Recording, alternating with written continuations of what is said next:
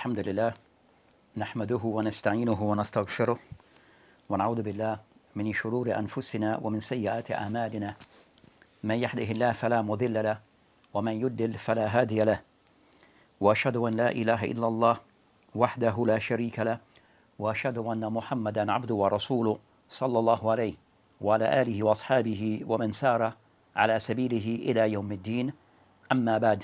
So as we continue discussing the book Bulugh al-Maram by Hafiz Ibn Hajar al-Asqalani rahimahullah, and we're still discussing a hadith that relates to the topic of, as he titled, Bab Nawafil al-Wudu. So these acts, these things that will nullify one wudu, what are these things? So as we now pick up on those hadith, and this will be the 9th hadith in this series of hadith that he has mentioned regarding matters that are said to be things that nullifies one wudu. So we'll have that be read, and then we'll go through discussing the ahkam that can be taken from this hadith. Alhamdulillah wa salatu wa salam ala Rasulillah. Hadith 70, narrated Jabir bin Samurah radiallahu anhu. A man asked the Prophet sallallahu alaihi wasallam, "Should I perform ablution after eating mutton?" He replied, "If you wish so." He then asked, "Should I perform ablution after eating camel meat?" He sallallahu alaihi wasallam said, "Yes." Reported by Muslim.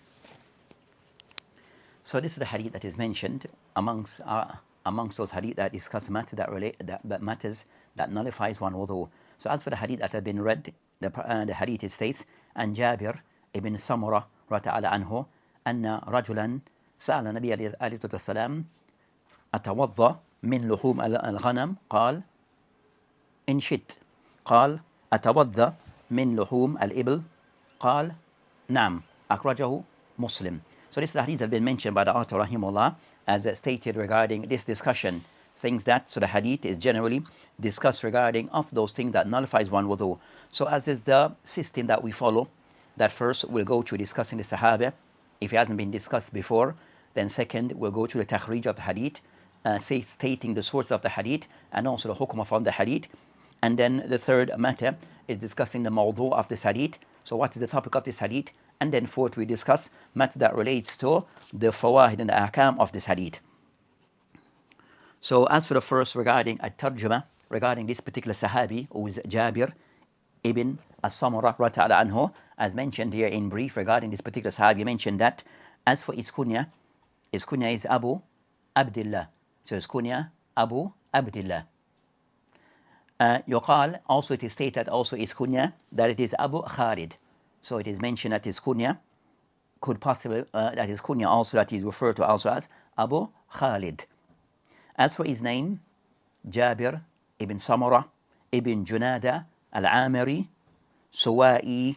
So Suwa'i. So this is concerning the name of this particular sahabi. So it's Jabir ibn Samurah ibn Junada Amiri Suwa'i radiyallahu anhu. Also he and his father Jabir and Samurah are both sahabi. So both father and son sahabiyan. So both have suhbah, father and son. And then Jabir eventually settled in Kufa, and also mata biha, and also he died there. So he eventually moved and lived and settled in Kufa, and there he died radiyallahu anhu. And he died the year they mentioned Sitta wa Sittin, the year 66th year of the Hijrah. 66th year of the Hijrah. Qil Arba was Sab'un. And some mentioned that it is said that also that some mentioned that he died the year the 74th year of the Hijrah. So 74, the 74th year of the Hijrah that he died. So that's concerning something brief. Also the hadith of Jabir ibn Samurah, his hadith can be found in Kutub al-Sitta. So his hadith can be found in Kutub al-Sitta. Next, regarding this hadith, so the second point regarding this hadith is, as we mentioned, at-takhrij. So as for takhrij of this hadith is pointing out the source of the hadith, as mentioned by Ibn Hajar rahimahullah, mentioned the hadith akhrajahu al-Muslim. Akhrajahu al-Muslim. So regarding concerning this hadith, that the actual wording that he mentioned here, this hadith, that the actual wording of the hadith that have been mentioned here, that is not exactly as stated here by the author rahimahullah. So you find that the actual wording of hadith, it is stated, the Prophet, that hadith, it mentioned that an Jabir radiallahu anhu, as narrated in Muslim, أن رجلا سأل رسول الإسلام أتوضأ من لحوم الغنم, do I perform wudu from luhum al-ghanam, from mutton, from the animal meat of either goat or sheep? قال إن شئت فتوضأ. Then he mentioned فإن شئت فتوضأ, if you wish, then perform wudu. So in this narration, he mentioned أتوضأ من لحوم الغنم. Then he mentioned the Prophet Islam, he says فإن شئت. But as for the hadith in its full in Sahih Muslim, that there's an additional wording or additional word, which is in the Prophet that mentioned in this narration, where he says إن شئت فتوضأ. Then if you wish, فتوضأ, وإن شئت فلا توضأ. And if you wish, don't do wudu. So it mentioned if you wish, perform wudu, وإن شئت فلا توضأ. Then it mentioned that, then he asked the second question, أتوضأ من لحوم الإبل, do I perform wudu from that of the camel meat? فقال نعم فتوضأ من لحوم الإبل. Yes, you should perform wudu from camel meat. So as concerning the hadith, so what is mentioned here by Ibn Hajar rahimahullah is somewhat a summary of hadith. So somewhat a summary of hadith, that the hadith wording is more, as we have read. So the actual hadith in Sahih Muslim is not what is mentioned here. This is just a summary of that hadith in Sahih Muslim. So that's concerning of the matter. Then as for further takhrij of the hadith, then the hadith is found in Sahih Muslim, as stated by the author rahimahullah, in Kitab al-Hayd. Also the hadith, it is found in Ahmad in his Musnad, Ibn Majah in his Sunan, Tayalisi, Bayhaqi, Ibn Awana, Ibn Khuzaymah, Ibn Munzir, Tahawi, wa Tabarani fil Kabir, and others. And also the hadith in the Ibn Jarud, wal Ibn Hibban. So the hadith is found in these other sources. So of those sources, so the hadith is mentioned al-Muslim, but also we have Ahmad, Ibn Majah, Tayalisi, Bayhaqi, Abu Awana, Ibn Khuzaymah, Ibn Munzir, Tahawi, Tabarani, and also Ibn Jarud and Ibn Hibban and others.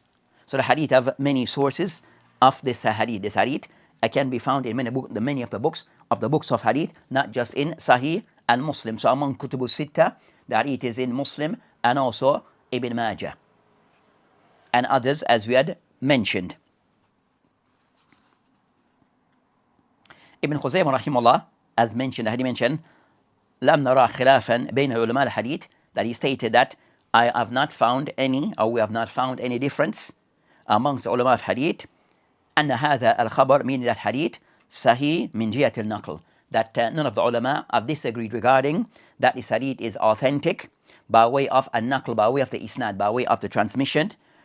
روى هذا خبر أيضا عن جعفر ibn Abi Thawr Ash'ad. Then he went on to mention other sources of the hadith, or other turks of the hadith that is mentioned. So this hadith, it has a different narration, but overall that hadith is, as we mentioned, sahih. Then he mentioned some of the ulama have somewhat tried to critique of this hadith, that he mentioned that Ibn Khuzaymah rahimahullah, that he mentioned Rad Anna, that he wished to refute those who somewhat have critiqued this hadith, where he mentioned Ala man alla al-hadith by way of Jafar ibn Abi Thawr. So I mentioned Jafar ibn Abi Thawr, that riwayatu an Jabir, that some mention annahu majhul, that he somewhat, this narrator Jafar ibn Abi Thawr, that he said to be majhul, but then they refute that view regarding concerning that, this is stated as a view taken by Ali ibn Madini. So Ali ibn Madini, of those who have maybe have critiqued this, that it is claimed that he have critique of this narrator, but I mentioned فَهَذَا لَيْسَ بِسَيْءٍ, then this is not correct. فَإِنَّ جَافِرَ هَذَا مَشْهُورٌ, because this Jafir, that it is claimed that he is one who is majhul, that I mentioned مشهور روى عنه جده جابر ibn Samara, that and also Imam Muslim rahimahullah have mentioned him in his Sahih. So it is mentioned that as for the claim that he is said to be majhul, is an unknown narrator, not many, that is not clear. As for the word majhul, amongst the ulama of hadith, of a certain meaning, that's more technical regarding. As for the word majhul, which is a person that carry the meaning that there's others who have narrated on him, but not many. One narrator of so you have majhul al-ain or majhul al-hal, then that's more concerning ilm al-hadith. But overall, it is claimed that he's majhul, but that is, they have refuted that is not the claim, not the state. The next of the matter that is discussed regarding concerning this particular hadith, so that's concerning the hadith that is discussed here. Also, this hadith of other shawa'id, other hadith that have somewhat give the same meaning. So other hadith that have given the same meaning as mentioned by the hadith of Jabir. Then I mentioned of the point that Sheikh Abdullah Fawzan have mentioned. So we mentioned at-takhrij, and we mentioned then the third matter is al-mawdu. So what's the mawdu of this hadith? So what's the topic of this hadith? So this hadith is in relation to bab of wudu or nawaqil al-wudu, by way of things that nullifies one wudu, where the author and the ulama have mentioned concerning this hadith that based upon as the context of the hadith, where it mentioned the meaning of that, the wording of the hadith, where the Prophet ﷺ was asked by a man, قال أتوضأ من لحوم الإبل, should I, or ghanam, sorry, should I make wudu from the meat, the mutton meat or the meat of the al-ghanam? So ghanam, either meaning that of the goat or by way of the sheep. So the meat of the goat or sheep, or that of the sheep more so. Then I mention wa in shit. Then I mention in shit if you wishes. Then also, and then the hadith mentioned, so that clarify that matter. Then the second statement he mentioned, atawadda min luhum al-ibl. Do I perform wudu from luhum al-ibl, from that of the camel meat? Then the Prophet ﷺ called nam. Then he ﷺ mentioned nam, indicating that the person should do. So they mentioned fatawadda min luhum al-ibl. Then perform wudu from that of the eating from the camel meat. So based upon this, that the hadith, the topic of the hadith is to discuss regarding does eating of these type of meat. He mentioned two type of meat, which is that of the ghanam, mutton. Does it nullifies one wudu? The Prophet ﷺ clarified that the person wudu is still intact. That he mentioned for in shit, that if the person wish, so it means the person wudu is not nullified. But then the second sentence it mentioned regarding, or question asked in relation to that eating from camel meat, and the Prophet ﷺ meant nam, that a person should do so. So it proved regarding eating off. So the topic is, does eating from camel meat nullifies one wudu? And slash eating from mutton, does it nullifies one wudu? So eating from these type of meat, does it nullifies one wudu? That's the topic of this particular hadith.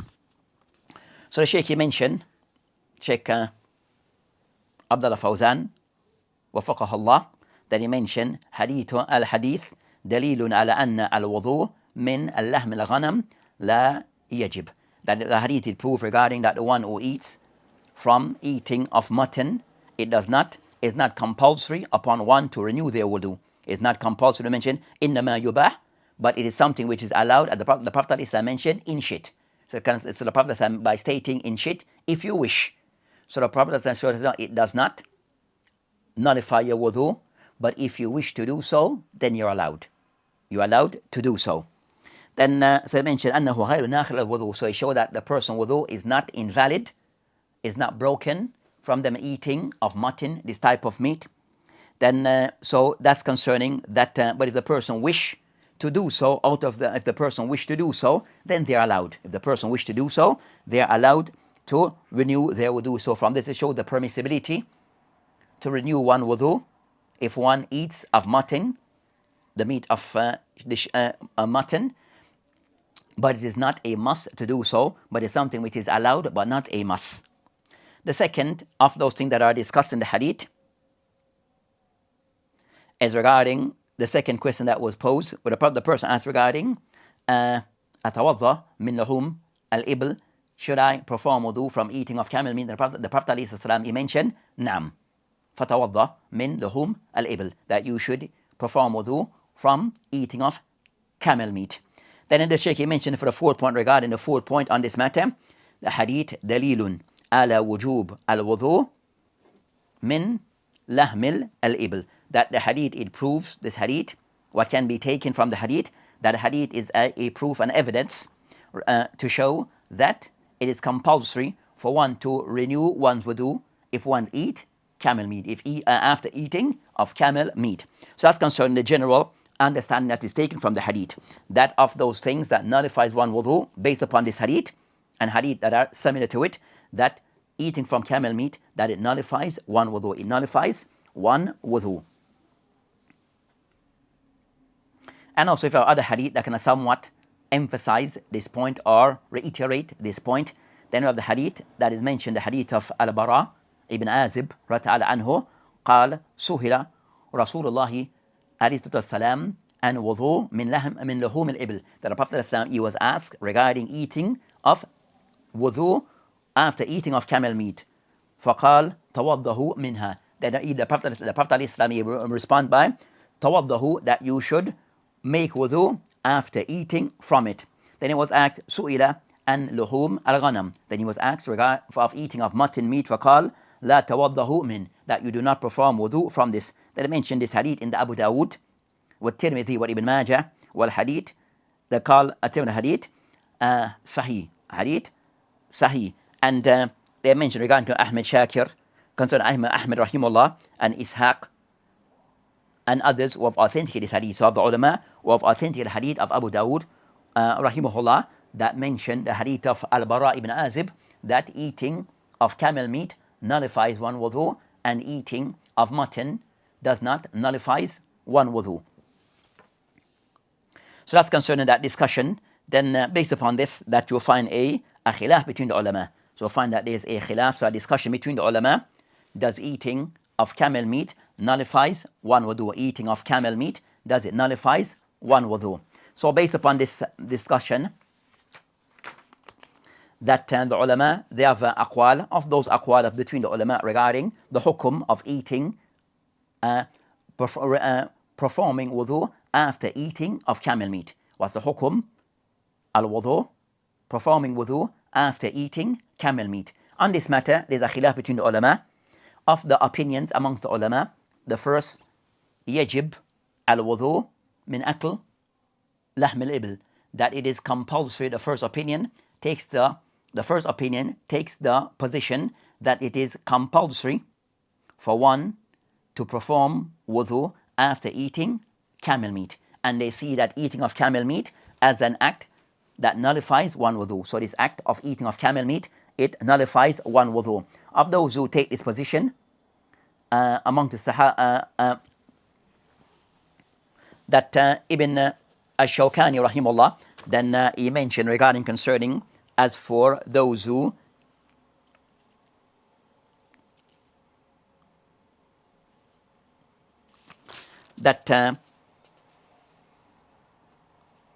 of those who take this position, he mentioned Ahmad ibn Hanbal, Ishaq ibn Rahuya, so Ishaq ibn Rahuya, Yahya ibn Yahya, Abu Bakr ibn al-Mundhir, Ibn Khuzaymah, also the position taken by Abu Bakr al-Bayhaqi, and also Hukya and Ashab al-Hadith Mutlaqa, and that many of the ulama of Hadith, that they are in favor of this position.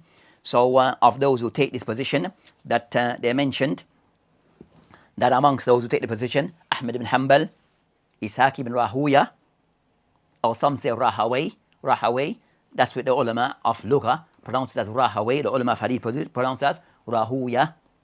Then they have Yahya ibn Yahya, Abu Bakr ibn al-Mundhir, Ibn Khuzaymah,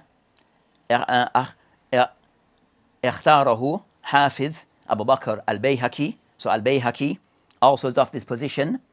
Also others who it is mentioned that al-Bayhaqi rahimahullah state that is the Imam Shafi rahimahullah can somewhat state, as he mentioned, and Imam Shafi rahimahullah in Sahla Hadith, فِي الْوَضُوء مِنْ لُحُومِ الْإِبِلِ قُلْتُ بِهِ, that al-Bayhaqi rahimahullah have stated that Imam Shafi rahimahullah supposed to have said or have stated that if this hadith is authentic, then I take this position, then this is what I follow, this is what I say and is with.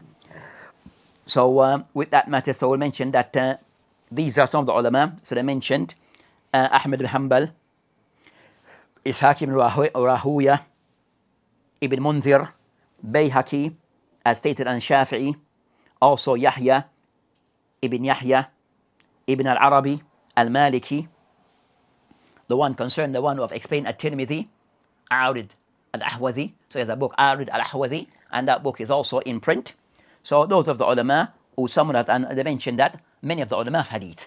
So many of the ulama of hadith that they are more in line with this position.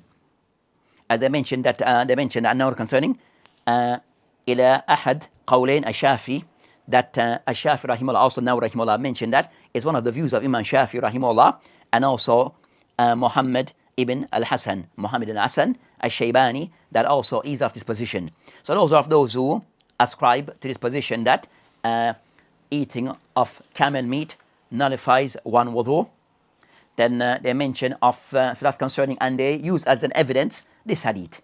So this of the hadith that they use, and also the hadith of Al-Bara ibn Azib, that we have also have read in the Abu Dawood, regarding the Prophet being asked, and he says that a person tawaddahu minha, that one should renew one wudu from eating from luhum al-ibl.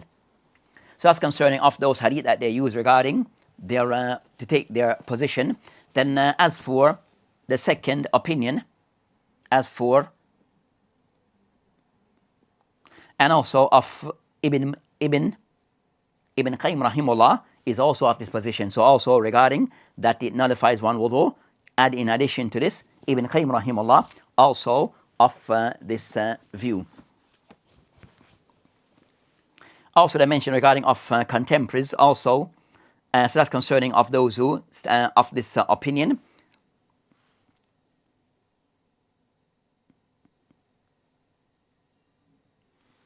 So those of those opinion that we have mentioned of the ulama who's of that opinion.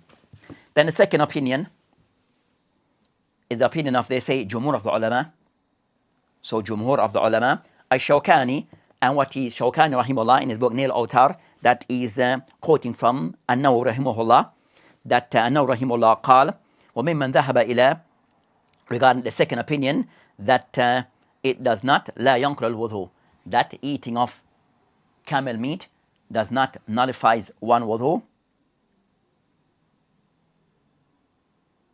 So of those who they mention the second opinion, that they mention of those Imam An-Nawawi rahimahullah, so An-Nawawi rahimahullah al-Hafiz, An-Nawawi rahimahullah, that he have mentioned regarding of those who take this position, he mentioned al-Khulafa al-Rashidin. So al-Khulafa al-Arba al-Rashidin, that of those who of this position he mentioned al-Khulafa al-Arba, and those Khulafa al-Arba, Abu Bakr, Omar, Uthman, and Ali. Also he mentioned Ibn Mas'ud, Ubay ibn Ka'b, Ibn Abbas, Abu Darda, Abu Talha, Amir ibn Rabi', Abu Umama, that he mentioned were Jamaykee min al-Tabi'een. And also many of the ulama of the Tabi'een also take the position. Also he mentioned after them Atba' Tabi'een, wal Malik, Abu Hanifa, wa Shafi'i. So from A'immat al-Arba, Imam A'immat al-Thalatha, Imam Abu Hanifa, Imam Malik, wa Imam Shafi, after all take the position that eating of camel meat, it does not nullifies one wudu. So except Imam Ahmed rahimahullah, who take the position opposite to this. So those of the ulama who are of this view regarding that eating of camel meat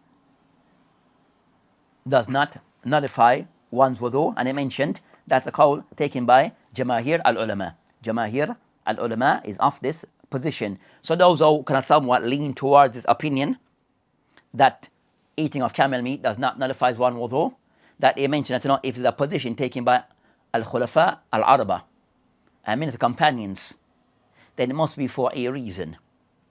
That they are aware of this, they either were aware of this evidence, but still took a position contrary to it. So they mentioned that that strengthened the view regarding those who take this position, which is Jamaahir al-Ulama. So as for those Jumhur ulama, amongst them A'immat al-Arba and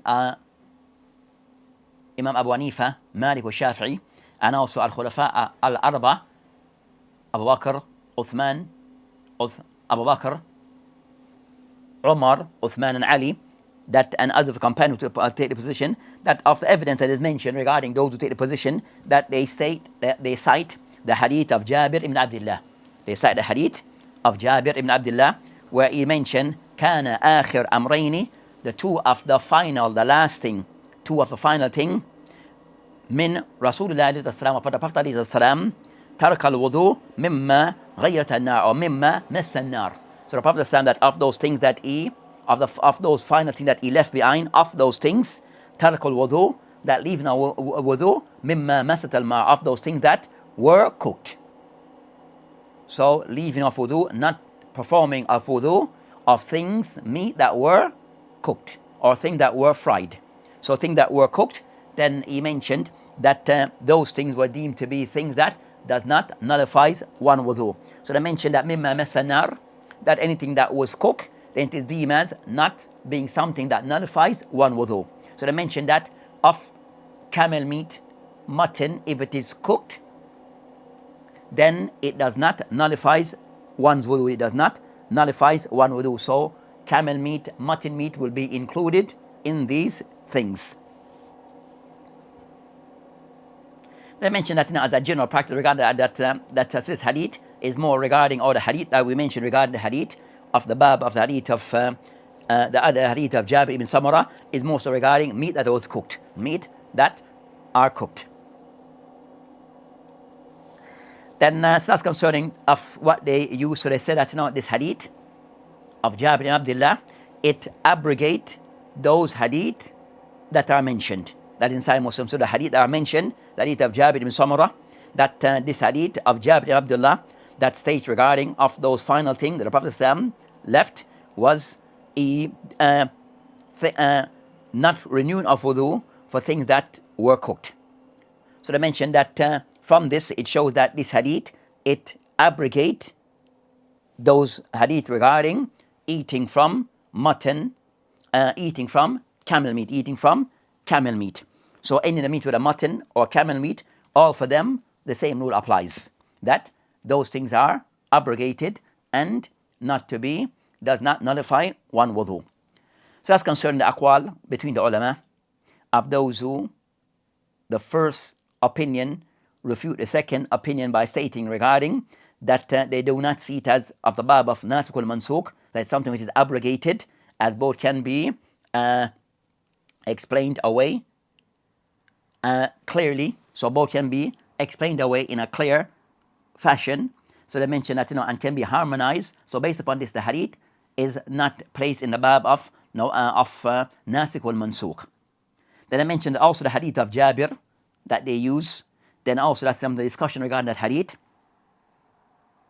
That some of the ulama, such as Abu Hatim, somewhat criticized this hadith of being muttarib, so meaning indicating of some weakness.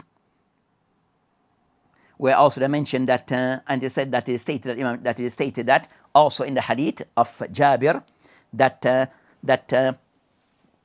stated that that there's inqita, where one narrator did not hear from other. Where they mentioned that.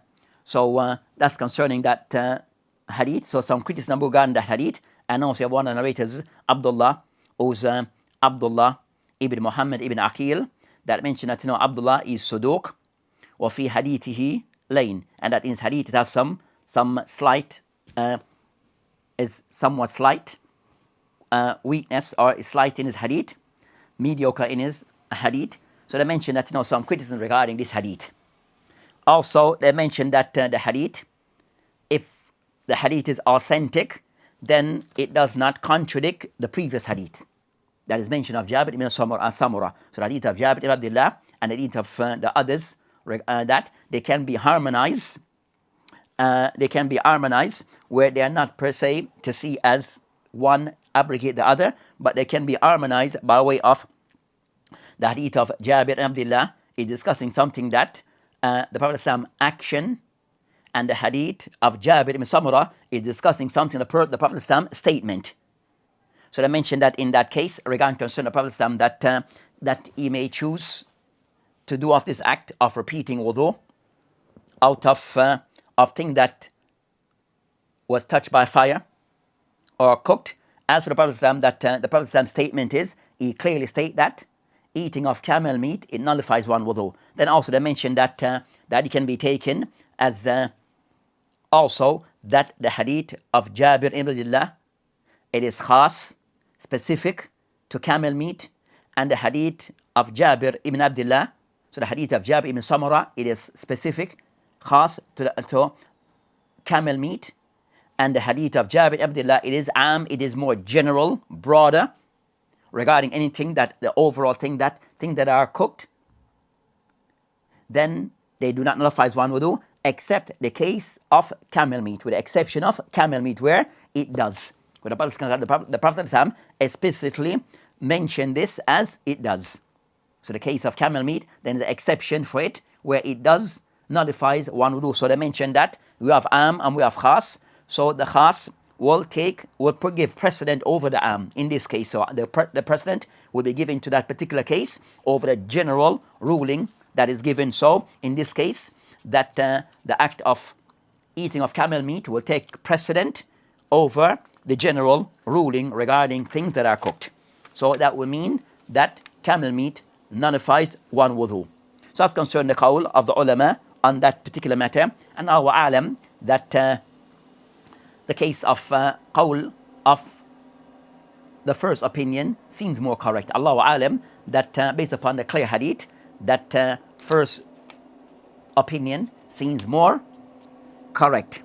And next matter that is discussed between the ulama on this hadith. So a second matter that is discussed between the ulama on this matter regarding that hadith. They mentioned the hadith as mentioned by now, that the khilaf between the ulama that هل نقل الوضوء خاصة أو بلحوم باللحم, does nullifying of one wudu is specific to the meat itself. So as the hadith mentioned, luhum wal lahm ibl is nullification of the wudu is specific to just the camel meat itself. As for other parts of the body, the bone, the intestine, the tripe, the liver and the likes, eating of these things, will it nullifies one wudu. Eating of these things, the other parts of the camel body, will it nullifies one wudu. So is the hadith specific to the meat? As for the other bits of the animal, well, eating of those things nullifies one wudu. So on that matter, the ulama have a khilaf. So the difference between the ulama on that matter, that you find out the ulama who mentioned, which is jumhur of the ulama, ذهب جمهور of the ulama regarding, which is mashhur also of the madhab of the Hanabila, إلى أنها لا تنقل الوضوء, that eating of the other bits of the animal away outside of the meat, that this does not nullifies one wudu. Only with them, it's only for the matter regarding the meat, the actual meat itself. As for other parts of the animal, then it doesn't. So the liver and the intestine, this does not. And it said no, based upon the hadith of Jabir ibn Samara and also the hadith of Al-Bara ibn Azib that mention about it, only specifically mention that camel meat. It only mentioned the meat itself. So they said based upon this, that the text only specify about eating of the meat and didn't mention anything else. So based upon this, then the hukum it is centered on it is centered upon the meat itself and nothing else.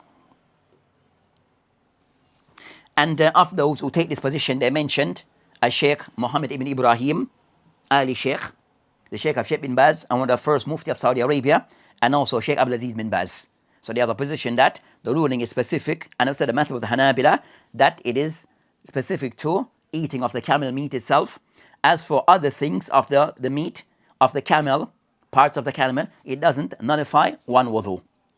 The second opinion of the Hanabila, who takes the position that أنه ينقل الوضوء, that eating other bits of the camel outside the meat, the same ruling applies, that it nullifies one wudu. As I mentioned, the word lahm is used, but incorporate all the other part, the entire camel. So even the word lahm, meat, is used, but this is it includes yashmal, it includes incorporate the entire animal and parts of the animal. So if the person wants to eat any bit of the animal, of the camel, then the person wudu is invalid. As other bits will be included in lahm, included in meat. They mention, Allah subhanahu wa ta'ala mentioned Surah Al-An'am, that they mention, أو لحم خنزير, لحم الخنزير. So Allah mentioned about لحم الخنزير. So they mentioned that لحم الخنزير, the meat of the pig, it includes everything, not just the meat itself, but all things is included. So they said the same thing applies with the camel meat. So they mentioned that of those who take this position, they have Sheikh Abdul Rahman As-Sa'di and also Sheikh Ibn Uthaymeen. So Sheikh Abdul Rahman As-Sa'di, who's also one of the teachers of Ibn Uthaymeen. So we have the teacher and the student take the position, and also Sheikh bin Baz and his teacher Muhammad Ibn Ibrahim, that they take the position that it doesn't. So we have that teacher student on both sides.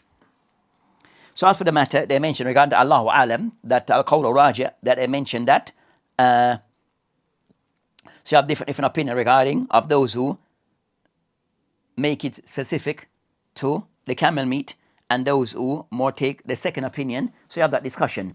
So you find, for example, the author of Al-Fath Al-Allam, that they mentioned Al-Raji' Wallahu Alam Al-Qawl Awwal. So Qawl Awwal for him is the qawl that mentioned that La Tanqul Wudu, that wudu is not broken by eating the other bits of the animal, of the camel. As for the second opinion, which the qawl that said it does, then he mentioned is that's the second opinion that I mentioned. وقول الراجع والله أعلم القول الأول لأن النص جاء باللحم, because the text it speaks about the lahm. والإلة تعبدية محضة, that he mentioned about the إلة ولا يحكم على شيء بأنه ناقل إلا بالدليل الصحيح, that one does not take something to be of those things that nullifies wudu except to have a clear, straightforward evidence. So he take the position that eating of the other bits of the animal does not, parts of the animal does not nullifies wudu. Then we'll find that Sheikh Abdullah Fawzan قال in his deduction, in his conclusion he mentioned, then is more قواس أحوط regarding that it nullifies. More ahwat is that it does, that he believes that it is more inclined towards that the ruling, it includes all parts of the camel meat, or the camel nullifies one wudu, whether it is the meat or other parts of the body, that it nullifies one wudu. So that's concerning those aqwal between the ulama on that matter. And next matter that is discussed regarding concerning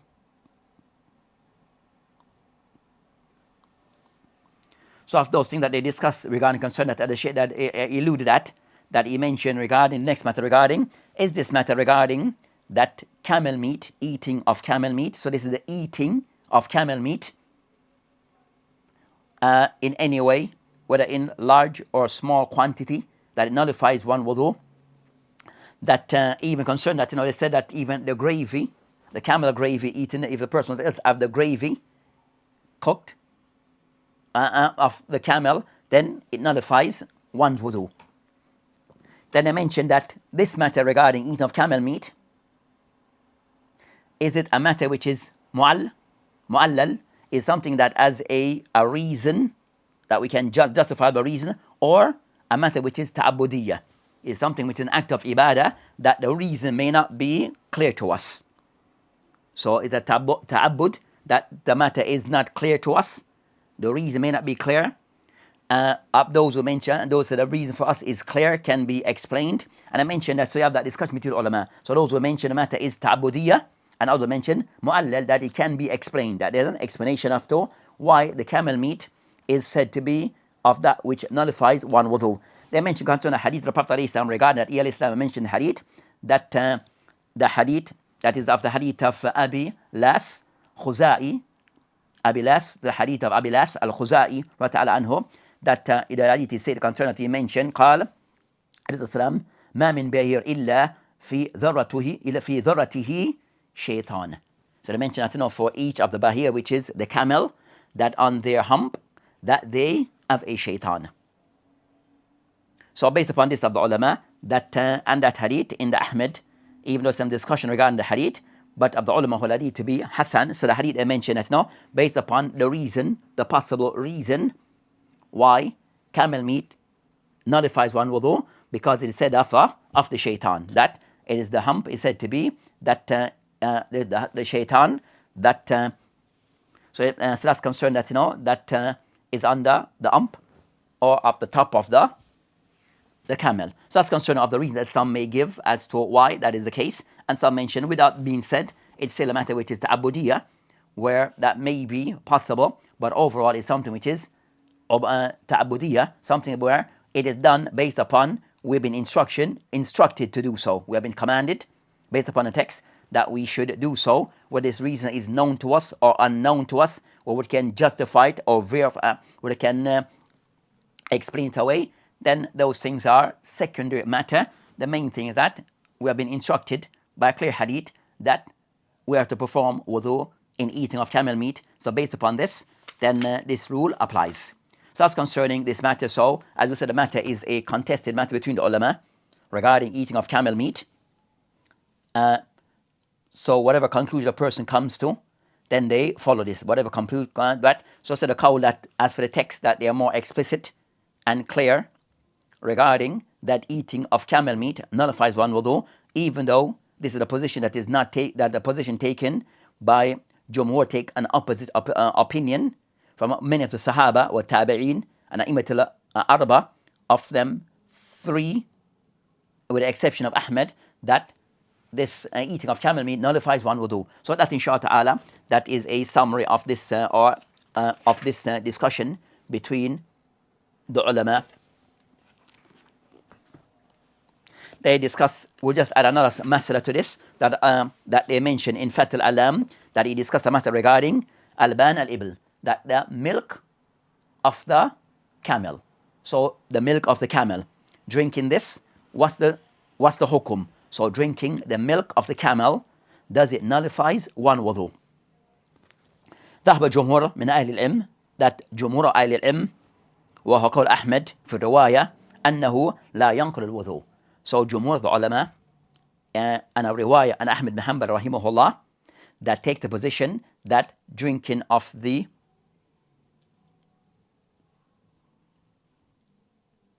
camel milk does not nullifies one's wudu. So you mentioned that it doesn't nullify one wudu, and or the urine. It's concerning that. So that's to be discussed regarding concerning of this matter. So we discussed that matter inshallah ta'ala further, but they kind of somewhat mention.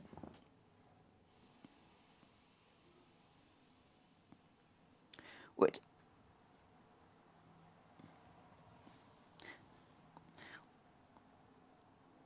We have al-bawl, al-ban, al-ban. So that they have this concern that of those who mention regarding that it doesn't, and those who mention it does. So a khilaf between ulama regarding that